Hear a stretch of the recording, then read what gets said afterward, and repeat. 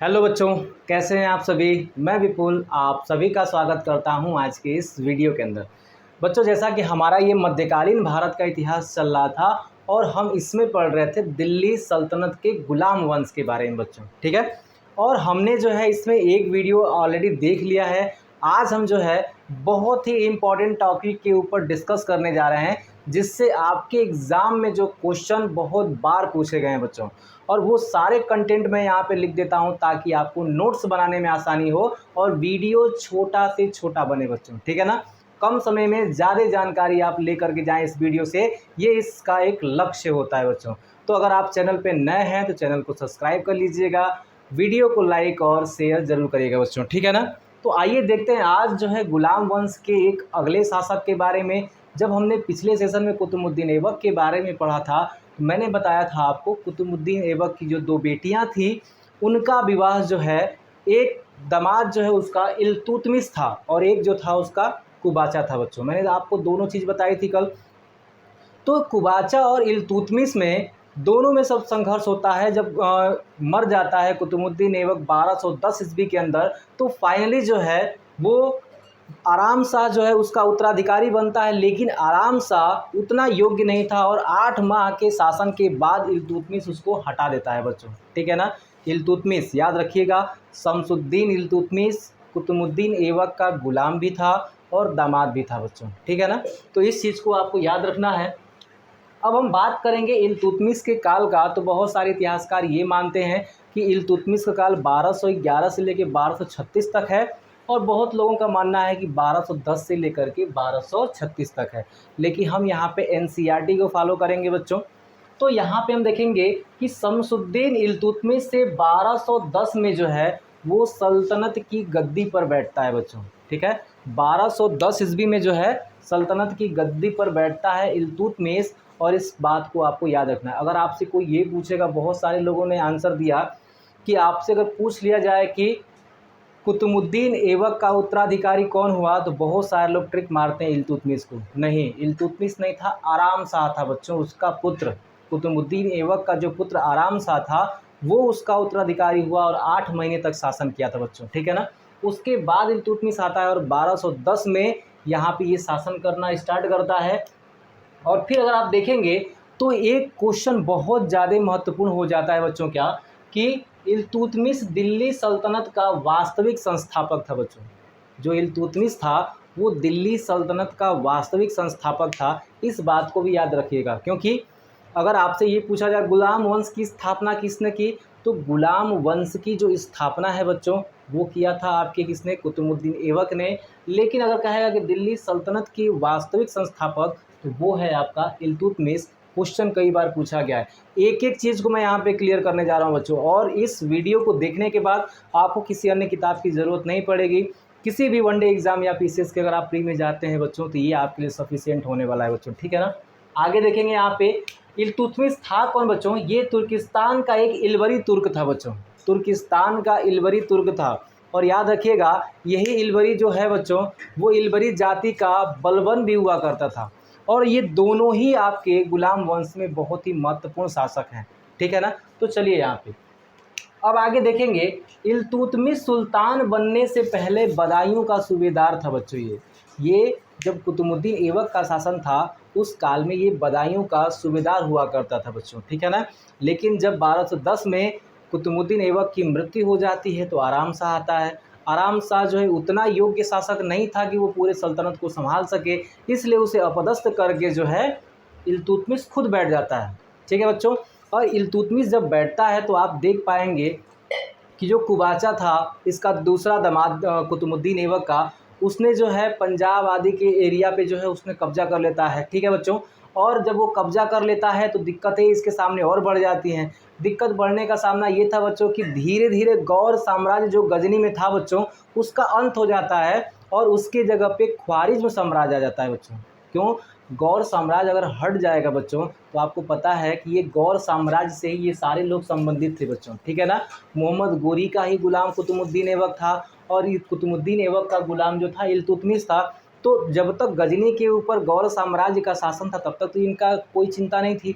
लेकिन जब गौर साम्राज्य को हटा करके वहाँ पे ख्वारिज़्म साम्राज्य आ जाता है बच्चों, तो इनके लिए जो है थोड़ा दिक्कतें पैदा हो जाती हैं, क्योंकि ख्वारिज़्म साम्राज्य धीरे धीरे अपना विस्तार करके जो है वो सिंधु तक पहुँच जाता है बच्चों। ठीक है, सिंध तक जब वो पहुँच जाता है तब इनके लिए दिक्कत आ जाती है। ठीक है बच्चों, अब आगे चलेंगे तो यहाँ देखा जाएगा कि इल्तुतमिश ने तुर्काने चहलगानी का गठन किया। ये क्या है बच्चों?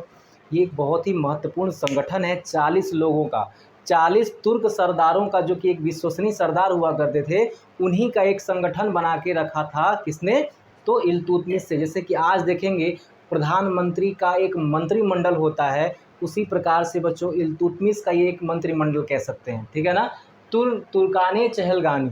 ठीक है बच्चों, और ये तुर्काने चहलगानी में 40 सदस्यों का दल था बच्चों, और ये 40 सदस्य कौन हुआ करते थे? ये तुर्क सरदार हुआ करते थे बच्चों। ठीक है ना, इसका गठन जो है वो इल्तुतमिश ने करता, और कहीं न कहीं गुलाम वंश के सारे शासकों को इसके आने वाले इतना ये प्रभावित करता है तुर्काने चहलगामी संगठन, कि आपको मैं अभी आगे पढ़ाने वाला हूँ बच्चों। ठीक है ना, अब आप आगे देखेंगे तो इस क्वेश्चन को आप स्टार लगाइएगा। तुर्काने चहलगानी किसने स्थापना की थी उसकी? तो इल्तुतमिश ने। 40 तुर्क सरदारों का ये संगठन था बच्चों, याद रखिएगा इस चीज़ को। ठीक है, अब आगे की बात करा, इल्तुतमिश को वास्तविक सुल्तान का दर्जा जो है वो 1229 में मिलता है। ठीक है ना, इल्तुतमिश जो है एक, ये भी कहते इतिहासकारों का मानना है कि वास्तविक या फिर दिल्ली सल्तनत का ये पहला ऐसा सुल्तान था जिसको सुल्तान की उपाधि मिली थी बच्चों। ठीक है ना, सुल्तान की उपाधि मिली थी। ठीक है ना, तो आप देखेंगे कि जो सुल्तान का दर्जा इसको दिया गया था किसके द्वारा? खलीफा के द्वारा। खलीफा कौन था? बगदाद के खलीफा के द्वारा जो है इसको वास्तविक सुल्तान का दर्जा मिला था। खलीफा जो है मोहम्मद पैगंबर के उत्तराधिकारी हुआ करते थे बच्चों, याद रखिएगा। मैंने इस्लाम के उदय में भी आपको ये चीज़ें पढ़ाई थी। अगर आगे चलेंगे तो इल्तुतमिश ने सर्वप्रथम शुद्ध अरबी सिक्के चलवाए। ये भी याद रखिएगा आप, एक एक कंटेंट मैं आपको बता रहा हूँ। ठीक है बच्चों, इल्तुतमिश ने शुद्ध अरबी सिक्के चलवाने का काम किया गुलाम वंश में। आपसे क्वेश्चन पूछा जा सकता है कि किस शासक ने शुद्ध अरबी सिक्के चलवाए, तो आपको याद रखना है कि इल्तुतमिश ने। और इस शुद्ध अरबी सिक्के के अलावा इसने 2 और महत्वपूर्ण सिक्के चलाए। एक था चांदी का टंका और तांबे का जीतल बच्चों। चांदी का टंका और तांबे का जीतल जो है, ये 2 प्रमुख सिक्कों को चलवाने का काम भी कौन करता है? तो इल्तुतमिश करता है। तो दोनों के बारे में आपको याद रखना है बच्चों। अगर आपसे पूछ दिया कि यहाँ पे तांबे का जिंतल किस शासक ने चलवाया था, या फिर जोड़ी बनाने वाला क्वेश्चन दे दिया, तो वहाँ पे भी आपको ये चीज़ें याद रखनी है। एक एक चीज़ मैं आपको बताते चल रहा हूँ बच्चों, आपको किसी भी किताब की कोई ज़रूरत नहीं पड़ने वाली अगर आपने इसको पूरा देख लिया बच्चों। ठीक है ना, आगे चलेंगे तो इल्तुतमिश ने अपनी राजधानी लाहौर से दिल्ली स्थानांतरित की बच्चों, क्योंकि जब कुतुबुद्दीन ऐबक था तो वो लाहौर से शासन करता था। तो पूरे सल्तनत की जो उसकी एक कह सकते हैं कि राजधानी थी वो लाहौर में थी बच्चों।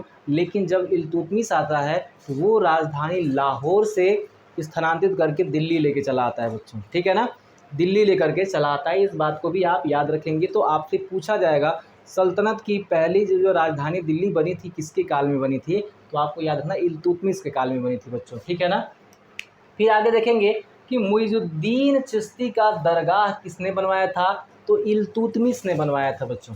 ठीक है ना, एक सूफी संत थे बच्चों ये मुइजुद्दीन चिश्ती, इनका जो दरगाह है वो बनवाने का काम किसने किया था, वो इल्तुतमिश ने ही किया था। तो इसके दरगाह मैंने आपको इससे पहले ही बताया था, कुतुबुद्दीन ऐबक ने भी किसी का दरगाह बनवाया था। ठीक है बच्चों, इसके पहले वाली वीडियो मैंने आपको बताया था कुतुबुद्दीन ऐबक ने किस सूफी संत का जो है मकबरा दरगाह बनवाया था भारत के अंदर। ठीक है, आप कमेंट करके बताएंगे, मैंने पिछले वीडियो में बताया था बच्चों, ये बात आप कमेंट करेंगे। अब आगे देखेंगे कि इल्तुतमिश ने एकता प्रथा चलाया। ठीक है ना, ये एक प्रथा है क्या, इसके बारे में ज़रा जानिए आप। इल्तुतमिश ने एकता प्रथा चलाया, जैसे कि आप जब आएंगे इसी एकता प्रथा का नाम जो है जागीरदारी हो गया, जागीर हो गया। ठीक है बच्चों, जागीरदारी प्रथा हो गया अकबर के काल में जा कर के बच्चों। ठीक है ना, और आप देखेंगे कि एकता है क्या, तो किसी एक विशेष व्यक्ति को एक पूरे भूखंड दे दिया जाता था। जैसे मान लीजिए कि मैं खड़ा हूँ यहाँ पे और मुझे जो है 10 बीघे ज़मीन दे दी गई है। ठीक है ना, और मुझसे कहा गया बेटा जो ये 10 बीघा तुमको ज़मीन दिया गया है ये एकता है, और इससे तुम जो भी राजस्व निकालोगे वो राजा को दोगे ला करके। बात समझ में आई, वो राजा को राजस्व देना है। तो जो आपको ज़मीन दी जाती थी वो जिस ज़मीन से तुमको राजस्व निकालना है बच्चों, वो ज़मीन इक्ता कहलाती थी, और जो उसका ज़मीन से राजस्व निकालता था बच्चों, उसको इक्तेदार कहते थे बच्चों, ठीक है ना, इक्तेदार कहते थे। तो याद रखिएगा कि इक्तेदार भी अपना खर्च कहाँ से निकालता था, उसी ज़मीन से निकालता था जिस ज़मीन को राजा द्वारा उसको दिया गया था राजस्व निकालने के लिए बच्चों। तो वो अपना खर्चा भी कहाँ से निकालता था, उसी ज़मीन से। और बाकी ये सारी जो प्रथा है, वो प्रथा क्या कहलाती है, इक्ता प्रथा कहलाती है, ठीक है ना। मतलब किसी एक विशेष व्यक्ति को जो है विशेष भूभाग दे दिया गया और बताया गया कि इस भूभाग से आपको जो भी रेवेन्यू मिलेगी आपको राजा को देना है, ठीक है। तो वो कहलाया इक्ता, जो उसको ज़मीन मिली वो कहलाया इक्ता, ठीक है बच्चों। लेकिन उससे जो राजस्व निकालता है वो इक्तेदार। जैसे मान लीजिए मुझे नियुक्त किया गया उस इक्ते के लिए, तो मैं इक्तेदार कहलाऊंगा बच्चों, ठीक है ना। इस बात को आप याद रखिएगा। तो आगे चल के यही क्या हो गया बच्चों, जागीरदारी प्रथा में बदल गई अकबर के काल में। तो आप याद रखिएगा इक्ता प्रणाली किसने चलाई थी, वो चलाई थी इल्तुतमिश ने बच्चों। फिर आएंगे भारत में पहला मकबरा भी किसने निर्मित किया था, तो ये निर्मित किया था बच्चों आपकी इल्तुतमिश ने, ठीक है ना। भारत के अंदर पहला मकबरा किसने निर्मित किया था, तो इसका श्रेय जाता है इल्तुतमिश का बच्चों, ठीक है ना। इल्तुतमिश ने ही भारत में पहला मकबरा जो है यहाँ पे निर्माण कराया था। फिर आगे देखेंगे कि इसी के काल में जो है बच्चों, इसी के काल में चंगेज़ खान, जो कह सकते हैं मध्य एशिया का जो शासक था चंगेज़ खान, उसका आक्रमण होता है 1221 ईस्वी के अंदर दिल्ली के ऊपर। भारत के ऊपर जब आक्रमण होता है चंगेज़ खान का 1221 के ऊपर, तो इसके आक्रमण से पूरे सल्तनत को बचाने का भी काम कौन करता है, इल्तुतमिश करता है। सोचिए, अगर आपसे पूछेगा कि 1221 के अंदर जो है किसके काल में चंगेज़ खान का आक्रमण हुआ था, तो आप सीधे सीधे बता सकते हैं कि किसके काल में हुआ था बच्चों, तो इल्तुतमिश के काल में 1221 ईस्वी के अंदर। फिर आगे चलेंगे तो इल्तुतमिश की जो मृत्यु है बच्चों वो 1236 में हो जाती है। इसका जो कार्यकाल है बच्चों वो 1210 से लेकर के 1236 तक का है बच्चों, ठीक है ना। और ये जो है आप कह सकते हैं कि पूरे के पूरे गुलाम वंश में सबसे लंबा शासक था ये, ठीक है ना, सबसे लंबा शासन काल था इसका। और इससे एक आध वर्ष जो है कम जो था वो बलबन का था, ठीक है बच्चों। तो पूरे गुलाम वंश में सबसे ज़्यादा सबसे लंबा शासन किसने किया, तो इल्तुतमिश ने किया। और इल्तुतमिश के बाद कौन सा शासक है, तो वो है बेटा आपका बलबन, ठीक है ना, याद रहेगा। तो इल्तुतमिश की मृत्यु जो है वो 1236 में हो जाती है। अब एक चीज़ आपको बताना है यहाँ पे, क्योंकि मैंने अभी बताया आपको इल्तुतमिश ने भारत में पहला मकबरा बनवाया था बच्चों, ठीक है ना। और इसको क्या कहते हैं, मकबरा निर्माण शैली का जन्मदाता माना जाता है। कला और संस्कृति से जब भी क्वेश्चन बनेगा बच्चों, वहाँ पे ये क्वेश्चन पूछा जा सकता है कि मकबरा निर्माण शैली का जन्मदाता कौन है, तो वो इल्तुतमिश है बच्चों, ठीक है ना। शमसुद्दीन इल्तुतमिश जो है वो मकबरा निर्माण शैली का जन्मदाता है बच्चों, ठीक है ना। आगे आते हैं यहाँ पे, जब आगे आएंगे तो 1236 में जब इसकी मृत्यु हो जाती है, तो 1236 के बाद रुकनुद्दीन फिरोज, ठीक है ना बच्चों, रुकनुद्दीन फिरोज जो है 1236 में गद्दी पर बैठता है। एक बात और याद रखिएगा कि इल्तुतमिश ने अपना उत्तराधिकारी रजिया को बनाया था। रजिया इसकी पुत्र थी, क्योंकि बहुत चिंतित था बच्चों ये, इसके पुत्र इतना योग्य नहीं थे कि वो पूरे शासन को संभाल पाते। लेकिन इसकी जो एक पुत्री थी रजिया, वो बहुत ज़्यादा क्या थी, वो प्रशासन से उसको बहुत ज़्यादा मतलब कह सकते ज्ञान था प्रशासन के बारे में, वो प्रशासन को चला सकती थी, इसका ऐसा मानना था। तो इसने अपने मरने से पहले उसको उत्तराधिकारी घोषित कर दिया। भले ही थोड़ा बहुत विरोध हुआ था, लेकिन इसने मरने से पहले इल्तुतमिश ने उसको अपना उत्तराधिकारी घोषित किया। लेकिन जब ये मर जाता है तो रजिया को न बना करके इसके बेटे रुकनुद्दीन फिरोज को बनाने का काम करते हैं लोग। अब ये शासक बनाने का काम कौन करता है, इसे रुकनुद्दीन फिरोज को शासक कौन बनाता है, तो यही तुर्क चहलगामी बच्चों, ठीक है ना, यही तुर्काने चहलगानी जो है वो रुकनुद्दीन फिरोज को जो है शासक बनाने का काम करता है। अब सोचिए कि पूरे सल्तनत में जब गुलाम वंश का शासन चल रहा है, इल्तुतमिश जैसे मरता है, इन तुर्काने चहलगानी के जो भी 40 दल थे तुर्क सरदारों के, ये इतने प्रभावशाली हो गए थे बच्चों कि इन्होंने पूरे के पूरे साम्राज्य पे, पूरे के पूरे राजा के ऊपर भी अपना क्या करने, प्रभुत्व जमाने लगे। कौन राजा बनेगा कौन राजा न बनेगा उसका भी निर्णय कौन करने लगे बच्चों, यही करने लगे तुर्काने चहलगानी बच्चों, ठीक है ना। तो इन्होंने, क्योंकि रजिया को अपना उत्तराधिकारी घोषित करके गया था इल्तुतमिश, लेकिन इन्होंने रजिया को न बना करके रुकनुद्दीन फिरोज को बनाया 1236 में। लेकिन वो उतना योग्य शासक न होने के कारण जो है फिर इनको मजबूरन जो है बच्चों रज़िया सुल्तान को 1236 में बनाया गया, क्या सुल्तान। और याद रखिएगा कि दिल्ली सल्तनत के अंदर जो है बच्चों एकमात्र महिला शासक कौन है, रज़िया सुल्तान है बच्चों, एकमात्र महिला शासक, ठीक है। और ये 1236 से 1240 में बैठती है। इनको लगता है जो तुर्काने चहलगानी के जो 40 सरदार थे, तुर्क सरदार, इनको लगता है ये एक महिला है और जैसा हम कहेंगे वैसे ये करेगी, मतलब हमारे हाथों की कठपुतली रहेगी। लेकिन इनको नहीं पता था कि ये इनके जो भी इनका मतलब मशवरा है उनको ये समाप्त कर देने वाली है। तो आप देखेंगे रज़िया जो है 1236 में गद्दी पर बैठती है। और इसका दिक्कत क्या हुआ, जो भी रज़िया थी ना वो तुर्क के चहलगानी का जो है बच्चों वो पूरा का पूरा मशवरा समझ चुकी थी। वो जान चुकी थी कि ये धीरे धीरे शक्तिशाली होंगे और धीरे धीरे जब शक्तिशाली होंगे तो राजा को कहीं ना कहीं ये अपदस्थ और हटाने का काम करते रहेंगे बच्चों, ठीक है ना। इसलिए इसने गैर तुर्कों को भी अपनी सेना में शामिल करना स्टार्ट कर दिया। और उसी में था बच्चों एक याकूत खान। याकूत खान को जो है वो आमीर आखूर नियुक्त कर दिया। और जैसे ही याकूत खान को आमीर आखूर नियुक्त किया, अब जो है ये तुर्के चहलगामी जो हैं आपके बच्चों, इनके मन में बेचैनी छा जाती है कि ये कैसे हो सकता है कि जो गैर तुर्क है वो एक ऊंचे पद पे चला जाए बच्चों, वो एक ऊंचे पद पे चला जाए। इनका मानना था कि ये चाहते थे कि जो रज़िया जैसा हम कहें वैसा करे बच्चों, ठीक है ना, लेकिन ऐसा नहीं था। फिर आप देखेंगे कि रज़िया ने ही अल्तुनिया को, अल्तुनिया एक व्यक्ति था, उसको जो है तबर हिंद, जो आज का भटिंडा है बच्चों, उसको पहले तबर हिंद कहते थे, तबर हिंद का इक़्तिदार नियुक्त कर दिया, जो कि ये भी क्या था, एक गैर तुर्क था। और जब गैर तुर्कों को इसने विशेष पद पे रखना चालू किया, तब जो है ये जो तुर्काने चहलगामी की जो तुर्क सरदार थे बच्चों 40 ये क्या होने लगे, इनकी भावनाएं आहत होने लगी, ठीक है ना। और इनको लगा कि रज़िया को जो हमने समझा था ये वो नहीं है बच्चों, ठीक है ना, ये हमारे हाथों की कठपुतली बन के रहने को तैयार नहीं है बच्चों, ठीक है ना। और आपको बता दें कि उस समय के जो एक इतिहासकार थे मिन्हाज सिराज, उनका ये मानना था कि खुदा ने जब स्त्रियों को बनाया तो स्त्रियों को इसलिए बनाया कि केवल वो पुरुषों की सेवा कर सके, न कि शासन कर दें, ठीक है ना। ये मैंने कह रहा हूँ, आप जब एनसीईआरटी पढ़ेंगे कक्षा 7वीं के एनसीईआरटी, उसमें दिया गया है, उसमें बताया गया कि उस समय का जो इतिहासकार था मिन्हाज सिराज, वो खुद कहता है कि स्त्रियों को जो है खुदा ने इसलिए ही बनाया है कि ताकि वो पुरुषों की सेवा कर सके, पुरुषों की रखवाली कर सके, पुरुषों का मतलब गुलाम बन के रहें, ठीक है बच्चों, इस टाइप का। लेकिन यहाँ पे रज़िया जो है वो मर्दों की तरह, मतलब कोई घूंघट वगैरह कोई बुर्का पहन के नहीं आती थी, वो सीधे मर्दों की तरह चोला पहन के आती थी बच्चों, ठीक है ना। और इस वजह से इनकी भावनाएं आहत होती थी। मतलब कहने का एक पूरा का पूरा ये सिनेरियो था कि इनका मानना था कि एक महिला जो है पुरुष के ऊपर राज कर रही है, ठीक है ना। एक कारण तो ये था। दूसरा कारण ये था कि गैर तुर्कों को इसने अपनी सेना में भर्ती करने लगी।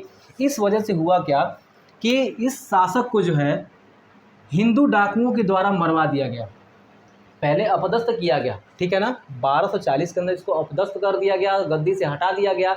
और हटाने के बाद जो है रज़िया जो क्या करती कि अल्तुनिया से विवाह कर लेती है। और अल्तुनिया से विवाह करने के बाद वो एक बार फिर से सल्तनत के ऊपर अपना कब्जा जमाने का प्रयास करती है। तभी रज़िया को बहराम शाह ने हिंदू डाकुओं के द्वारा मरवा दिया, ठीक है बच्चों। हिंदू डाकुओं के द्वारा बहराम शाह जो था वो मरवा देता है। और यही बहराम शाह आगे मुइजुद्दीन बहराम शाह के नाम से 1240 से लेकर के 1242 तक दिल्ली के गद्दी पर बैठता है बच्चों, ठीक है ना। तो इसके बारे में केवल एकमात्र कंटेंट आपको याद रखना है कि नायब ए मामलिकात का गठन किया था इसने, ठीक है ना। जो मुइजुद्दीन बहराम शाह था उस किसका गठन किया था, नायब ए मामलिकात। देखिए इस टाइप के जो क्वेश्चन है आपसे पूछे जाते हैं, क्योंकि इस टाइप का क्वेश्चन बच्चों को जल्दी याद नहीं रहता है, तो आपको ये चीज़ें लिख करके याद रखना है बच्चों, ठीक है ना। नायब ए मामलिकात का गठन किसने किया था, तो मुइजुद्दीन बहराम शाह। इसने ऐसा किया क्यों, क्योंकि सुल्तान के अधिकारों में कमी करने के लिए इसका जो है गठन किया था। बात समझ में आई। चलिए अब आगे चलते हैं। अब आता है मुइजुद्दीन के बाद आता है बच्चों किसका नंबर, अलाउद्दीन महमूद शाह का। मैंने आपको जो गुलाम वंश का एक एक शासक, मैंने किसी को नहीं छोड़ा। ऐसा नहीं कि मैंने ऐबक को बताकर सीधे इल्तुतमिश पे आ गया, इल्तुतमिश से रज़िया, रज़िया सीधे बलबन, ऐसा कुछ नहीं है। एक एक शासक को मैं यहाँ पे लिख के बता रहा हूँ उसका शासन काल, ठीक है बच्चों। तो आप देखेंगे अलाउद्दीन मसूद जो था बच्चों, मसूद शाह जो था वो इसके 1242 में मरने के बाद ये 1242 में गद्दी पे बैठता है और 1246 तक राज करता है बच्चों, ठीक है ना। फिर देखेंगे मसूद शाह ने बलबन को, यहाँ पे देखिए ये मसूद शाह इम्पोर्टेंट क्यों है बच्चों, ठीक है ना, क्योंकि गुलाम वंश के सल्तनत काल में जो है बलबन की एंट्री कराने वाला यही शासक है बच्चों। बलबन की एंट्री कराने वाला बच्चों यही शासक है अलाउद्दीन मसूद शाह बच्चों, ठीक है ना, जो कि 1242 से 1246 में शासन किया था। और इसने बलबन को अपना आमीर हाजिब बनाया था बच्चों। क्या बनाया था? आमीर हाजिब बनाया था। फिर आगे देखेंगे नासिरुद्दीन महमूद, क्योंकि अलाउद्दीन मसूद शाह के बाद आता है नासिरुद्दीन महमूद बच्चों, ठीक है ना। और ये नासिरुद्दीन महमूद जो है 1246 से 1265 तक शासन करता है।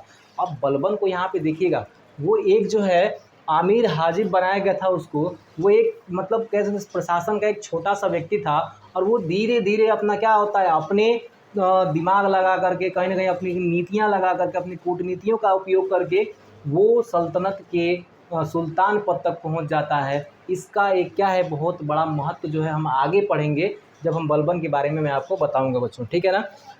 तो आप देखेंगे कि नासिरुद्दीन ने समस्त शक्तियाँ बलबन को सौंप दी थी। जो नासिरुद्दीन महमूद था बच्चों, इसने प्रशासन की जो समस्त शक्तियाँ थीं वो बलबन को सौंप दिया। और बलबन का बहुत बार तुर्क चहलगामी के द्वारा जो है बच्चों बहुत ज़्यादा जो है इसका विरोध भी किया गया। तो ये बहुत चालाक था, जब इसका विरोध किया जाता था तो पीछे हट जाता था, लेकिन फिर धीरे धीरे वो सामने आ जाता था बच्चों, ठीक है ना। तो इसकी नीतियाँ और कूटनीतियाँ ही इसको सुल्तान पद तक पहुँचाती हैं बच्चों, ठीक है। फिर आगे देखेंगे कि नासिरुद्दीन ने बलबन को उगलू खां की उपाधि दी थी। तो आपको तो पूछा जाएगा उगलू खां की उपाधि किसे दिया गया था, तो बलबन को दिया किसने था, तो नासिरुद्दीन महमूद ने दिया था बच्चों। किसने? नासिरुद्दीन महमूद ने। और इसी नासिरुद्दीन महमूद के साथ बलबन ने अपनी लड़की का शादी कर दिया। देखिए यहाँ पे कितना भयंकर यहाँ पे दिमाग लगाता है। सुल्तान पद तक पहुँचने के लिए इसने अपनी लड़की का शादी जो है वो किससे करा देता है? नासिरुद्दीन महमूद के साथ कराता है, ताकि जो है ये एक रिश्ता डेवलप हो जाएगा और धीरे धीरे क्या होगा कि ये सल्तनत के सारे कामों में सीधे सीधे हिस्सा लेने लगेगा। जब ये सीधे सीधे हिस्सा लेगा तो उनको क्या करेगा, उनमें बदलाव कर सकता है, और बदलाव करते करते एक समय ऐसा आएगा जब ये क्या बन जाएगा? सुल्तान बन जाएगा बच्चों, ठीक है ना। इस बात को समझिएगा। फिर आगे जो है नसरुद्दीन ऐसा शासक था जो टोपी बना करके जीवन निर्वाह करता था। बहुत सारे इतिहासकार कहते हैं कि गुलाम वंश का एक ऐसा शासक था ये कि जो कि टोपी बना करके अपना जीवन निर्वाह करता था, इस टाइप का चीज़ है। और बाकी जो भी राजस्व मिलते थे वो राज्य के कामों में लगाता था, ऐसा इतिहासकारों का मानना है। तो हमको केवल इतना याद रखना है कि टोपी बना के जीवन निर्वाह करने वाला कौन शासक था, तो नासिरुद्दीन महमूद था बच्चों, ठीक है। आगे चलेंगे। अब याद रखिएगा मिन्हाजुद्दीन सिराज ने तबकात नासिरी से इसे समर्पित किया था, ठीक है बच्चों। क्या है बच्चों? तबकात नासिरी जो है ये एक पुस्तक लिखी थी इसने, और किसको समर्पित किया था? वो नासिरुद्दीन महमूद को समर्पित किया था, ठीक है ना। तो एक बार ये क्वेश्चन पूछा जा चुका है कि तबकात नासिरी किससे संबंधित है, तो आपको याद रखना है लिखा किसने, ये मिन्हाजुद्दीन सिराज ने लिखा है, और समर्पित किसको है? वो नासिरुद्दीन महमूद को समर्पित है बच्चों, ठीक है। और जब आगे आएंगे तो देखेंगे कि नासिरुद्दीन महमूद जो है वो मर जाता है 1265 में। और बहुत सारे इतिहासकार क्या कहते हैं, इस नासिरुद्दीन महमूद की हत्या जो है बलबन ही करता है जहर पिला करके, ठीक है ना। तो इतिहासकारों का मानना है कि नासिरुद्दीन महमूद की हत्या बलबन ही करता है, और जैसे ही ये मरता है बच्चों तो गुलाम वंश का जो अगला शासक होता है वो बलबन होता है। और बलबन का जो इतिहास है हम कल के सेशन में पढ़ेंगे बच्चों, और कल जो है गुलाम वंश आपका समाप्त होगा, उसके बाद हम खलजी वंश पे पहुंच जाएंगे बच्चों, ठीक है ना। तो बच्चों ये आज का सेशन कैसा लगा है? अगर एक एक कंटेंट मैंने आपको बताया जो कि आपके एग्ज़ाम के लिए बहुत महत्वपूर्ण है, तो आप जो है इस वीडियो को लाइक ज़रूर करिएगा, शेयर करिएगा। अगर आप चैनल पे नए हैं तो चैनल को सब्सक्राइब भी कर लीजिएगा बच्चों, ठीक है। तो बच्चों आज के लिए इतना ही। जय हिंद।